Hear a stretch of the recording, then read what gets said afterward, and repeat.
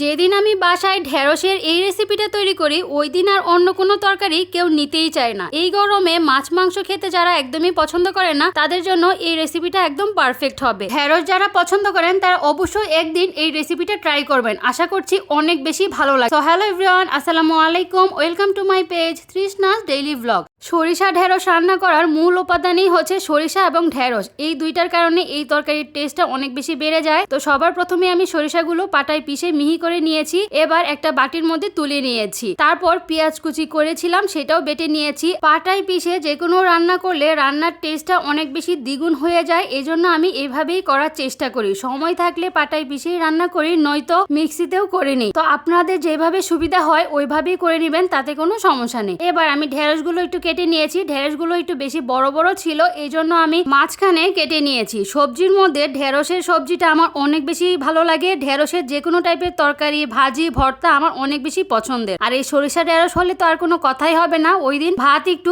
বেশি করেই লাগে আমার। তো প্রথমে আমি একটু কড়াইয়ের মধ্যে তেল দিয়েছি, হালকা হলুদ, হালকা লবণ দিয়ে ভালো করে আমি ঢেঁড়সগুলো ভেজে নিয়েছি। এরকম করে হালকা হালকা করে ভেজে নিবেন, তাহলে খেতে অনেক বেশি ভালো লাগবে। ওই কড়াইয়ের মধ্যে আমি আরো একটু বেশি করে তেল দিয়ে দিয়েছি। তারপর বাটা যে পেঁয়াজটা ছিল সেটা দিয়ে দিয়েছি। এখানে 2 টেবিল চামচের মতো পেঁয়াজ হবে, এটা একটু নাড়িয়ে চাড়িয়ে ভেজে নিয়েছি। এবার হাফ চামচের মতো আদা বাটা, হাফ চামচের মতো জিরা বাটা দিয়ে দিয়েছি। দিয়ে এবার গুঁড়ো মশলার মধ্যে দিচ্ছি 1 টেবিল চামচের মতো মরিচ গুঁড়ো, ধনিয়া গুঁড়ো, হলুদ গুঁড়ো, পরিমাণ মতো লবণ। এখানে আমি কোনো রকমের রসুন বাটা দিইনি, আপনারা চাইলে দিতে পারেন। আমার কাছে এই সরিষার মধ্যে রসুন বাটার থেকে এভাবে রান্না করলে বেশি ভালো লাগে। তারপর মশলাটা ভালো করে কষিয়ে নিয়েছি একটু পানি দিয়ে। কষানো যখন ভালো করে হয়ে যাবে, উপরে তেলটা যখন ভেসে উঠবে, তখন আমি এখানে সরিষাটা দিয়ে দিব। সরিষা দিলে এই রান্নার টেস্টটা অনেক বেশি ভালো হয়, এই জন্য এইটার নাম দেওয়া হয়েছে সরিষা ঢেঁড়স। এই রান্নাটা একবার হলেও আপনারা বাসায় তৈরি করবেন, অনেক বেশি মজা হয়। যারা কখনো ট্রাই করেননি এইভাবে একদিন এই আনকমন রেসিপিটা ট্রাই করবেন, আশা করছি কেউ নিরাশ হবেন না। তারপরে মশলাটা খুব ভালো করে কষানো হয়ে গেলে এখানে আমি 4-5টার মতো কাঁচামরিচ দিয়েছি, দিয়ে একটু ভালো করে রান্না করে নিয়েছি। সরিষা দিয়ে একটু ভালো করে কষিয়ে নিয়েছি।